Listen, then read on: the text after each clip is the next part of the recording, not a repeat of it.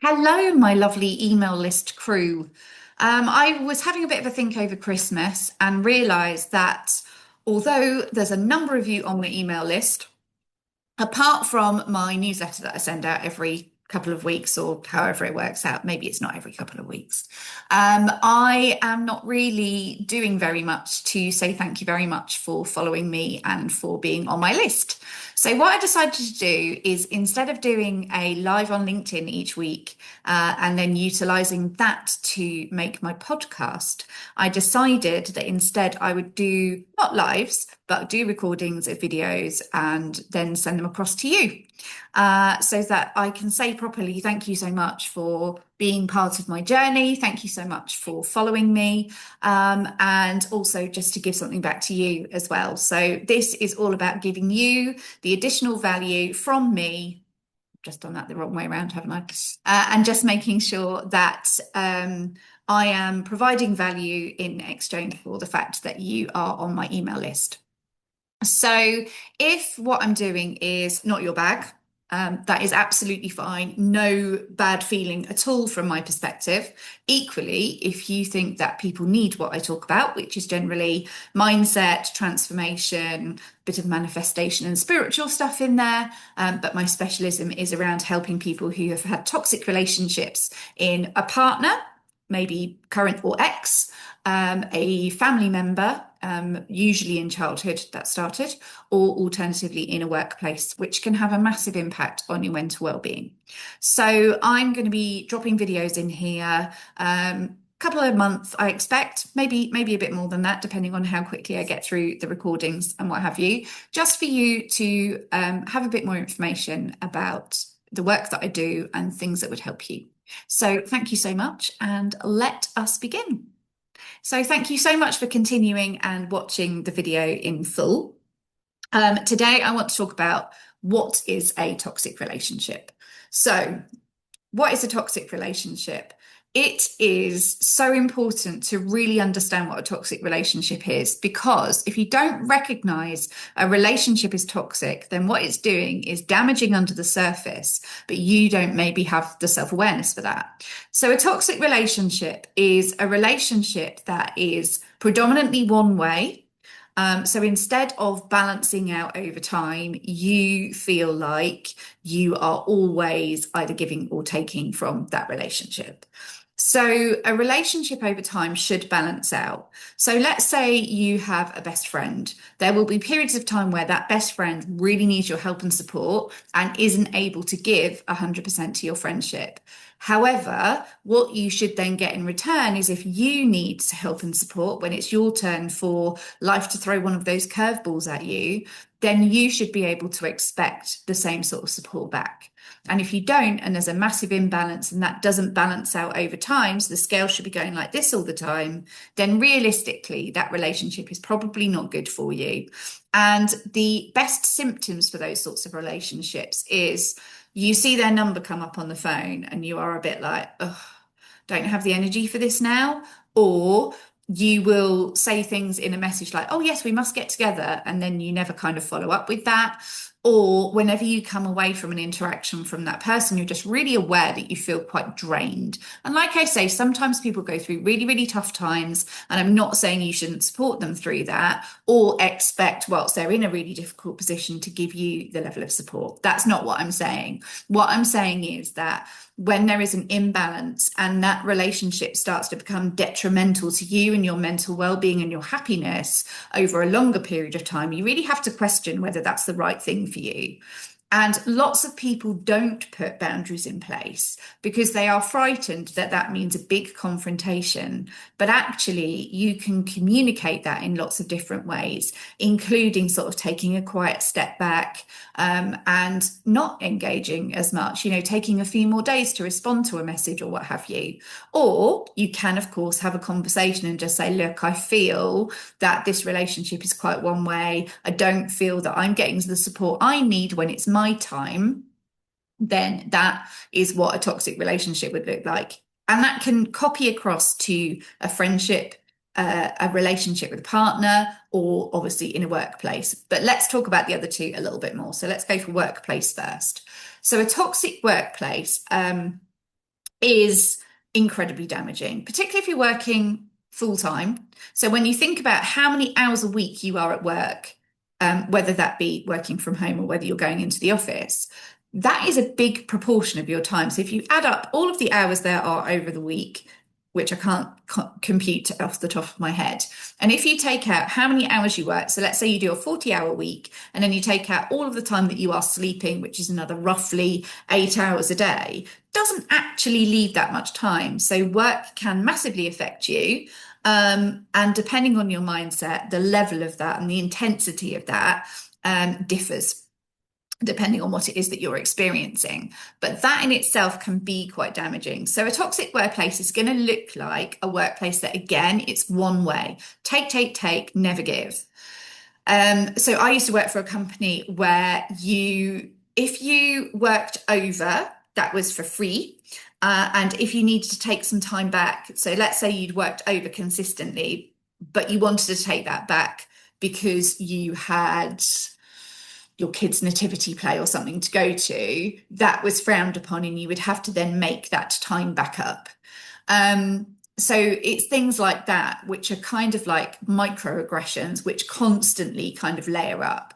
It's also not getting feedback or feeling singled out for negative feedback, not being supported, not being heard, not being listened to. We used to have a joke for another company that I worked for that on your way into the office, you would pop your values into a basket, go and do your work for the day, come back, get those values back out the basket and go home again.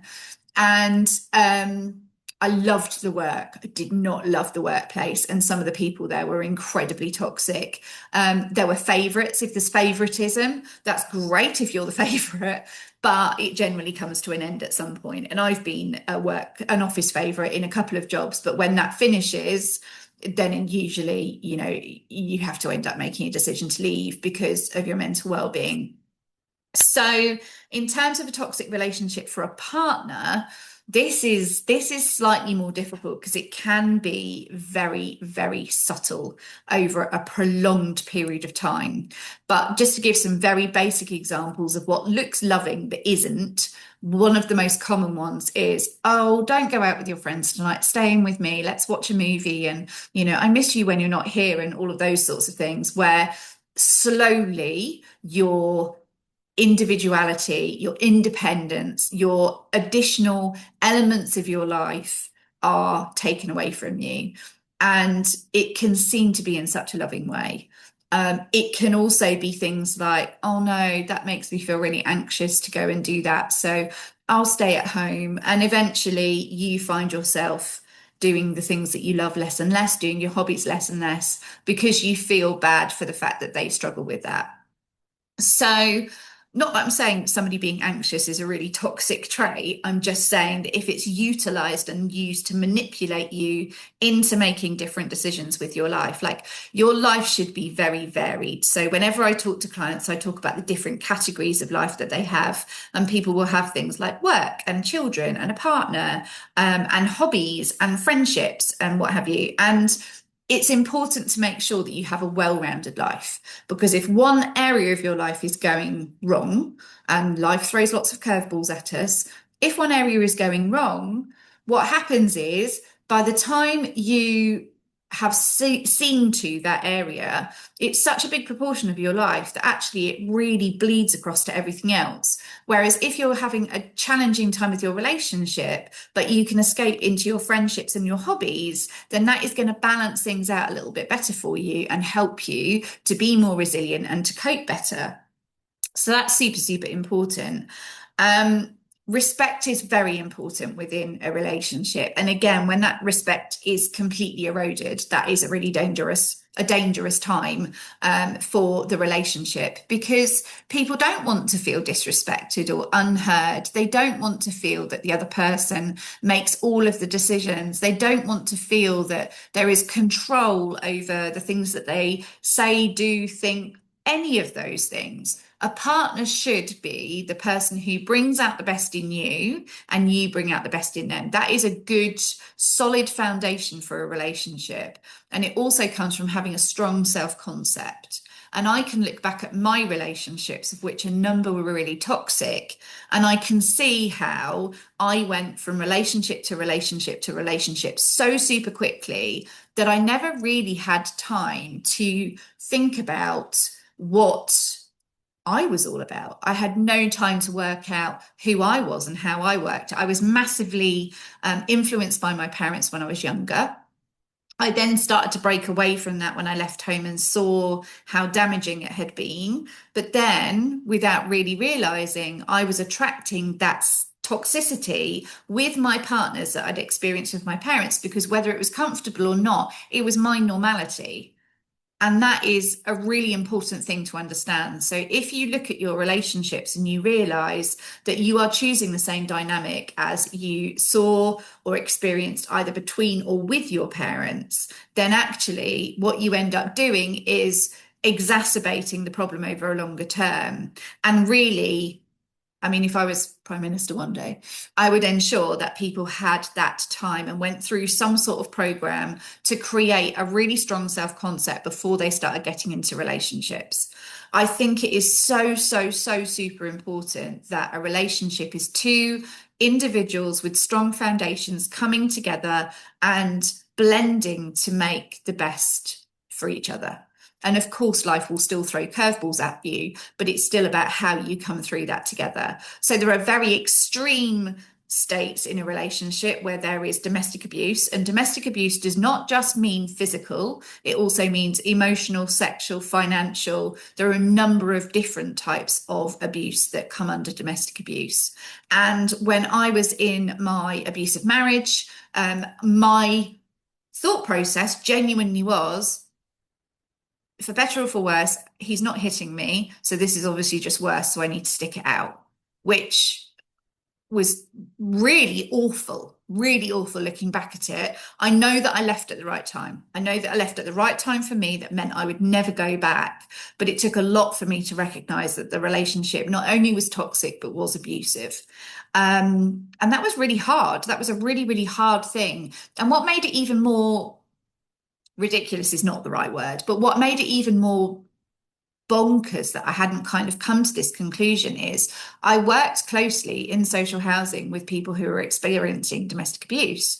I worked in an environment where we knew that manipulation, coercion, aggressive behavior, and all of those, but I just couldn't see that that was what I was experiencing as well.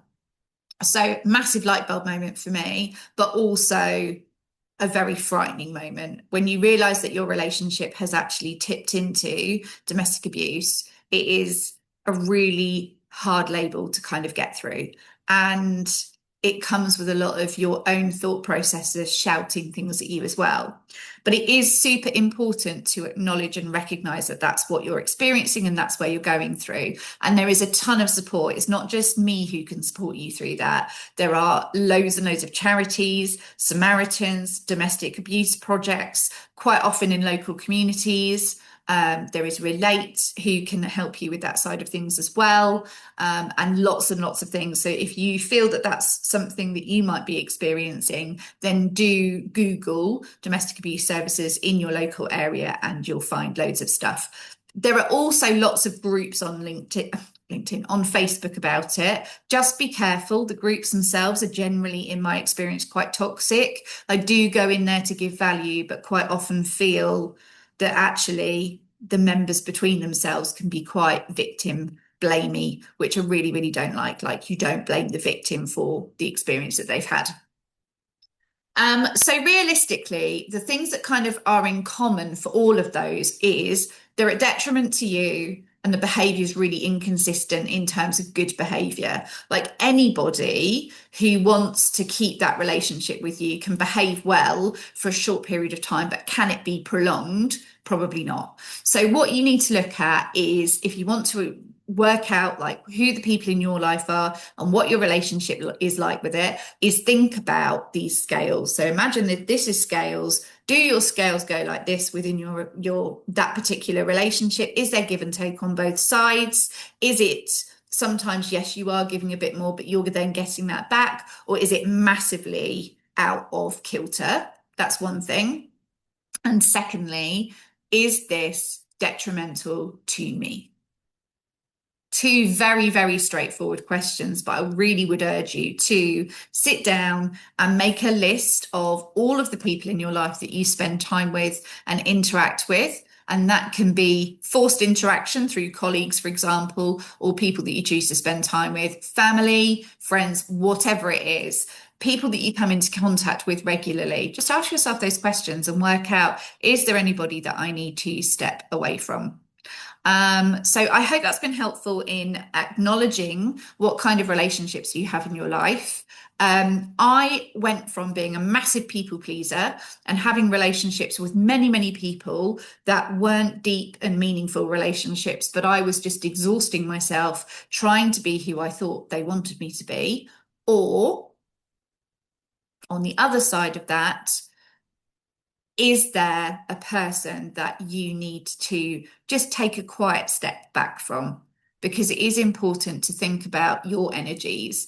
I curated my friendship group and the people that I've got around me now.